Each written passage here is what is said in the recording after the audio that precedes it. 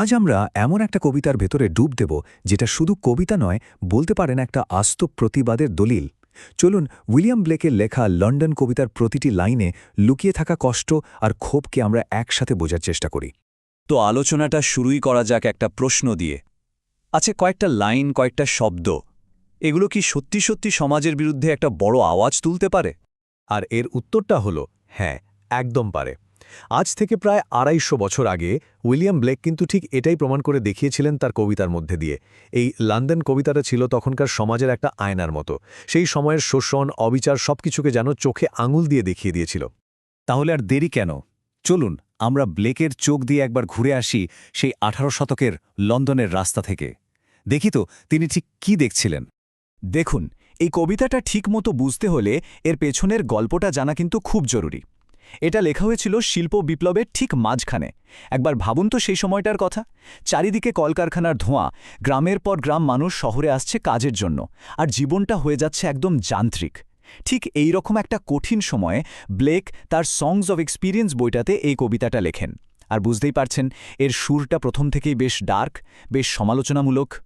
আচ্ছা, এবার আমরা সরাসরি কবিতার প্রথম স্তবকে চলে যাই। ব্লেক তার এই হাঁটা শুরু করার ঠিক মুখেই যে দৃশ্যটা দেখছেন, সেটা হলো শোষণ আর বিষণ্ণতার একটা জ্বলজ্বন্ত ছবি। এই লাইন দুটোর দিকে একটু খেয়াল করুন। ব্লেক কি বলছেন?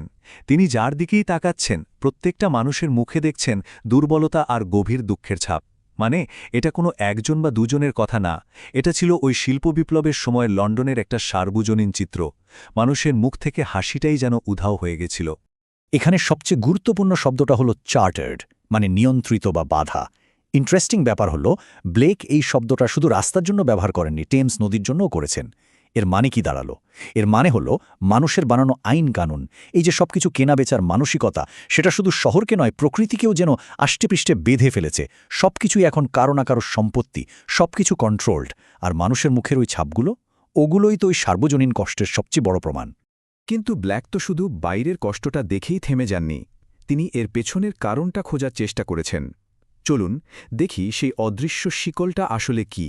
এই লাইনগুলো, এগুলোকে বলা যায় কবিতার একেবারে হার্ট। ব্লেক বলছেন তিনি শুধু মানুষের কান্নার আওয়াজ শুনছেন না, তিনি সেই কান্নার পেছনের কারণটাও শুনতে পাচ্ছেন। আর সেটা কি? সেটা হলো মনের গড়া শিকল।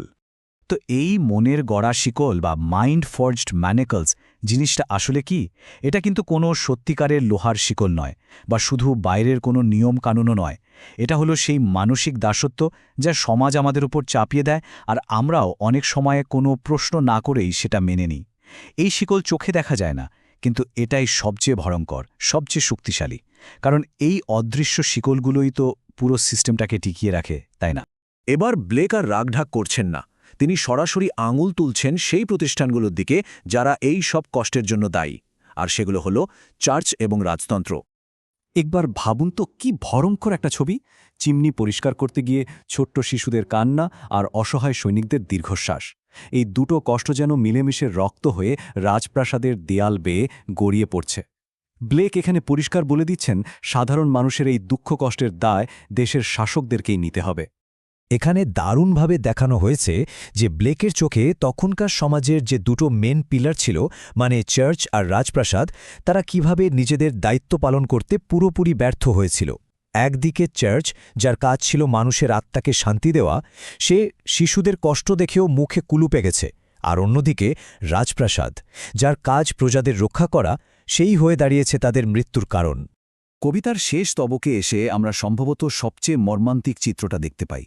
ব্লেক এখানে দেখিয়েছেন সমাজের এই পচন কিভাবে মানুষের সবচেয়ে ব্যক্তিগত, সবচেয়ে পবিত্র সম্পর্ক অর্থাৎ ভালোবাসাকেও শেষ করে দেয়।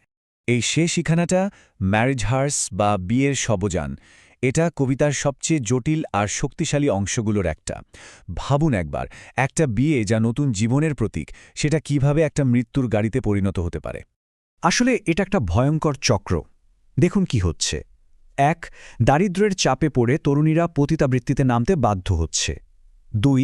তাদের থেকে সমাজের রোগ ছড়াচ্ছে। আর ৩. সেই রোগ শেষ পর্যন্ত একটা বিয়েকে সংক্রমিত করছে, ভালোবাসাকে ধ্বংস করছে। যেখানে একটা নতুন জীবন শুরু হওয়ার কথা, সেখানেই হানা দিচ্ছে মৃত্যু। এভাবেই প্রেম, পরিবার, পবিত্রতা, এই সব ধারণাগুলোই যেন শেষ হয়ে যাচ্ছে। তো এতক্ষণ আমরা কবিতার লাইনে লাইনে ঘুরছিলাম। এবার চলুন একটু বাইরে থেকে ভাবি, কেন আজ প্রায় ২৫০ বছর পরেও এই কবিতাটা এতখানি প্রাসঙ্গিক, এত গুরুত্বপূর্ণ? কারণ ব্লেকের মূল কথাগুলো, তার সমালোচনাগুলো আজও কিন্তু এক বিন্দুও পুরনো হয়নি। আজও তো বড় বড় শহরে মানুষ সিস্টেমের চাপে পিষে যায়, তাই না? শিশুদের শৈশব কেড়ে নেওয়া হয়, ক্ষমতার অপব্যবহার সাধারণ মানুষকে কষ্ট দেয়। তাই এই কবিতাটা শুধু ১৮ শতকের লন্ডনের গল্প নয়, এটা যে কোনো সময়ের যে কোনো শহরের গল্প হয়ে উঠতে পারে।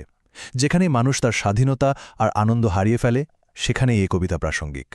এই যে সারসংক্ষেপটা দেখছেন, এটা পরিষ্কার করে দিচ্ছে যে ব্লেকের মতে লন্ডনের এই দুঃখের জন্য শুধু একটা কারণ দায়ী ছিল না, বরং চার্চ, রাজতন্ত্র, সমাজের চাপিয়ে দেওয়া নিয়মকানুন আর তার সাথে মানুষের নিজের মনের ভয়, এই সব কিছু মিলেই তৈরি হয়েছিল সেই অদৃশ্য কিন্তু ভয়ঙ্কর শক্তিশালী শিকলটা।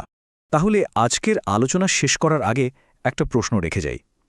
ব্লেক তো তার সময়ের মনের গড়া শিকলকে চিনতে পেরেছিলেন, চোখে আঙ্গুল দিয়ে দেখিয়ে দিয়েছিলেন। আমরা কি আমাদের এই সময়ের অদৃশ্য শিকলগুলোকে চিনতে পারছি? হয়তো এই প্রশ্নটার উত্তর খোঁজার মধ্যেই এই কবিতার আসল সার্থকতা লুকিয়ে আছে।